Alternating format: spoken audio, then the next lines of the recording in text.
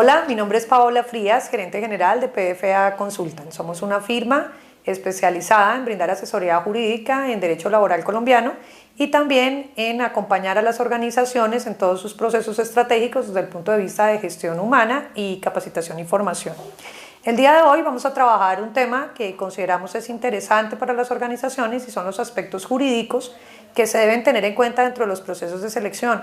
Muchísimas veces nosotros en las organizaciones pues debemos hacer este tipo de procesos, realizamos digamos una serie de condiciones de admisión para el cargo, para los aspirantes, pero podremos llegar a olvidar algunos temas que desde el punto de vista legal son importantes, especialmente cuando estamos haciendo diferentes procesos como entrevistas de trabajo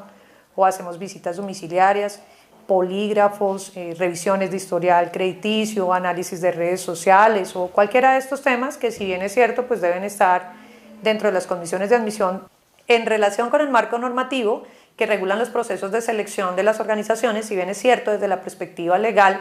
no existe, digamos, una normatividad específica adicional pues a lo que nos está diciendo el Código Sustantivo del Trabajo en el artículo 107, que hace referencia al reglamento interno y que de manera directa nos dice que debemos tener una claridad en nuestro reglamento interno de cuáles son esas condiciones de admisión. Sí es importante tener en cuenta algunos derechos que desde el punto de vista constitucional están consagrados, no solamente pues en el artículo 53 de la Constitución, que hace referencia a los principios generales constitucionales del derecho laboral, sino también otros artículos que es importante tener en cuenta, como es el caso del artículo 15, que está relacionado con el derecho a la intimidad, y es el mismo artículo que también nos hace referencia a la habeas data, el artículo primero, que nos hace referencia al derecho a la dignidad de ese trabajador, o el artículo 13, por ejemplo, que hace referencia a la igualdad. Entonces, ¿por qué estoy haciendo referencia a estos artículos constitucionales? Porque dentro de estas condiciones que nosotros tenemos definidas dentro del reglamento interno, podemos ampliar ese proceso de selección dentro de la libertad de empresa hasta el punto que nosotros consideremos que sea necesario para elegir a un buen candidato. Podemos decir, por ejemplo, que es necesaria la entrevista de trabajo, que necesitamos hacer pruebas técnicas, que necesitamos hacer pruebas psicotécnicas. También podríamos decir que adicionada a eso necesitamos hacer una entrevista directa o hacer una visita domiciliaria, o podríamos incluso enviar al trabajador a realizar pruebas de polígrafo, verificación de historias crediticias o análisis de redes sociales, cualquiera de estos temas que, si bien es cierto, la compañía los puede definir, como ya les decía, en su reglamento interno de trabajo con base en el artículo 107, en esas condiciones de admisión, es muy importante que cada uno de esos procesos respeten estos derechos y estas libertades de esos aspirantes, que se tengan en cuenta los temas relacionados con dignidad, con intimidad, con igualdad, para evitar que en el futuro pues se puedan llegar a generar una vulneración de esos derechos y podamos llegar a tener, digamos, algún impacto desde el punto de vista jurídico en la organización. Considero importante que las empresas al interior de las organizaciones puedan delimitar cada una de esas condiciones o de los procesos que tienen definidos en este proceso de selección, a fin de saber cuáles son esos límites, porque la normatividad no es clara en el sentido de poder determinar hasta dónde voy a llegar con mi libertad de empresa, pero hasta dónde también puede llegar ese aspirante con su derecho a la intimidad. Y como sabemos que desde el punto de vista normativo, digamos, podría decirse que existe un vacío legal en algunos aspectos, pues vale la pena tener unos criterios claros y determinados en la organización que a nosotros nos permitan saber cómo los vamos a desarrollar, y especialmente que quienes están allá en el día a día en ese proceso de selección, las personas que lo están ejecutando en el día a día, sepan también hasta dónde pueden llegar. Es decir, habrá preguntas que seguramente nos podemos realizar, estas preguntas las puedo hacer, no las puedo hacer, debo tener algunas condiciones especiales si voy a hacer el polígrafo o no. No quiere decir que no esté permitido, porque realmente sí lo podemos hacer, y todo lo que no está legalmente prohibido pues está legalmente permitido, que sería el caso, digamos, de todos estos pasos que les estaba indicando, pero sí es fundamental que cada vez que vayamos a desarrollar cada uno de ellos tengamos presente esos límites que en mi criterio estarían relacionados con los principios constitucionales que van a permitir que ese trabajador pueda desarrollar un proceso de selección dentro de unos criterios de igualdad y que sin que se vean vulnerados derechos fundamentales. En relación con lo que debe contener el reglamento interno de trabajo, como les mencionaba anteriormente, el artículo 107, numeral 2, no solamente nos exige definir cuáles son, digamos, ese paso a paso que el trabajador requiere para entrar a la organización en términos del proceso de selección, sino del proceso de contratación. Ahí es importante tener en cuenta que si bien nosotros podemos generar, digamos, un listado discriminado, ya les decía antes cuáles son los pasos que se quiere definir la organización, pues puede hacer todos los que considere necesarios. Bien, mi empresa podría decir, yo no necesito que acá tenga un polígrafo, está perfecto, no necesito hacer entrevistas. Incluso hay empresas que hoy en día ni siquiera requieren que la persona lleve la hoja de vida, porque lo que están desarrollando son procesos de selección innovadores, creativos, que seguramente también permiten analizar algunas competencias ya no solamente desde el punto de vista técnico, sino desde el punto de vista de competencias blandas, que también resultan importantes para la organización. Pero pues teniendo en cuenta que desde libertad de empresa, la empresa lo puede definir, sí es importante que si dentro de esos plazos va a establecer unos contenidos específicos en su reglamento interno, tenga en cuenta no hacer unas exigencias que estén prohibidas por la ley. Por ejemplo, exigir que la persona deba presentar pruebas de embarazo. Claro, hay unas excepciones, pero no deben estar, digamos, estos serán casos específicos y no necesariamente deben estar en el reglamento interno de trabajo. A manera de ejemplo, hay una resolución del Ministerio, es bien antigua, es del año 94, y es la resolución 3716, donde de manera tajante prohíbe que se desarrollen estas pruebas de embarazo.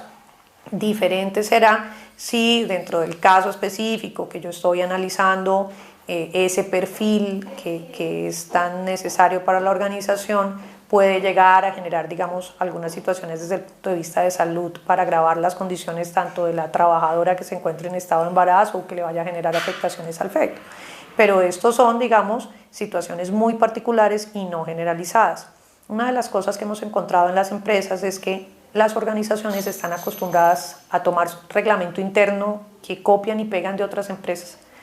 o los buscan de internet, los bajan, pero muchas veces no están ajustados a la realidad. Y encontramos que existen algunas exigencias que hoy en día pues tienen una regulación especial, algunos temas, por ejemplo, en relación con la libreta militar, que ya hay unas regulaciones especiales, hay unos casos específicos en los que se puede solicitar, otros que no. Entonces, no dejarlos, digamos, como todo esto tan general, sino hacer un análisis, ver que efectivamente estén ajustados a la normatividad actual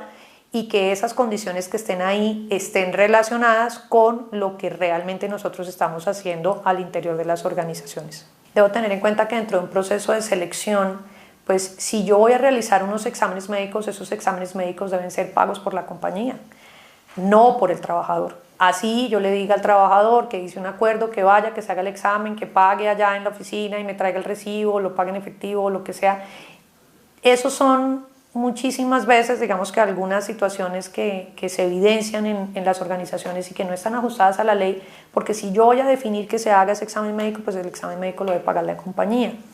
Otra de las cosas que debo tener en cuenta es que si yo voy a llamar a una persona para que ya finalmente sea contratada, no puedo definir que la voy a tener en inducciones, por ejemplo, donde la cito 15 días, 20 días, un mes, para determinar si pasa ese proceso de inducción y luego definir si la contrato o no la contrato, sin contar además con todos los riesgos que pueden llegar a generarse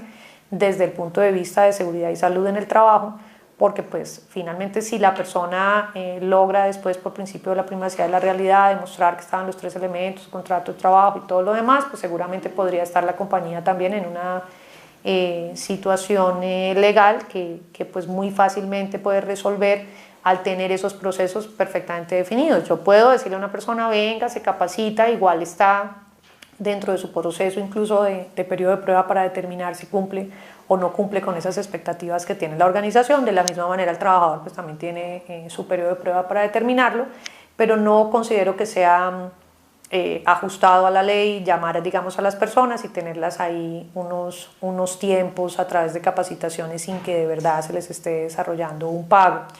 Otro de los temas, por ejemplo, que se presentan es que ocasionalmente, y digamos que son temas que no son muy recurrentes, pero que en ocasiones se ven, donde le decimos al trabajador, vaya, que se hace le vamos a pagar nosotros el examen, haga su examen de sangre, queremos ver el RH, pero realmente lo que estoy haciendo es sin que esté autorizado, sin que el trabajador lo sepa y sin que realmente sea necesario, y además en contravía de la prohibición que les comentaba anteriormente. Les digo, vamos a sacar el RH, pero entonces lo que hago es un acuerdo con la empresa de servicios que me esté, digamos, prestando ese laboratorio o quien sea que haya contratado para tomar pruebas que no están legalmente permitidas, pruebas de VIH, pruebas de embarazo, etcétera, con las salvedades legales que les comentaba hace un rato. Entonces, es importante que esas restricciones, pues no es solamente que no aparezcan en el reglamento interno y que no estén, digamos, por escrito dentro de esas condiciones, sino que en realidad nosotros como compañía podamos hacer unos procedimientos, unos procesos internos que estén ajustados a la ley, que el trabajador sienta que tiene de verdad unas garantías, que los procesos se están desarrollando dentro de la igualdad, que no estoy teniendo, digamos, las discriminaciones que estábamos mencionando en el artículo 13 de la Constitución por razones de sexo, de raza, de orientación sexual, de una serie de circunstancias que, por el contrario, cuando nosotros empezamos a trabajar en la inclusión, nos damos cuenta que desde el punto de vista no solamente, digamos, legal, sino también del impacto que puede llegar a tener gestión humana en los mismos colaboradores, pues eso va a hacer que la compañía se sienta no solamente bien desde el punto de vista de estar cumpliendo los temas legales, sino que eso también va a ser percibido por los colaboradores y seguramente va a ser un gran apoyo para la marca. Y lo que estamos haciendo al final del ejercicio también es mostrarnos como una compañía no solamente responsable, sino seria en los procesos, que al final pues redunda en temas de branding y de employer branding. Va a generar que la gente, por el contrario, nos esté mostrando como una empresa en la que vale la pena trabajar, donde se respetan los temas legales, donde lo que estamos diciendo es coherente con lo que estamos haciendo, donde no vamos a tener problemas porque el reglamento interno se encuentra desactualizado o porque generamos discriminaciones o porque vulneramos la intimidad o la dignidad del trabajador.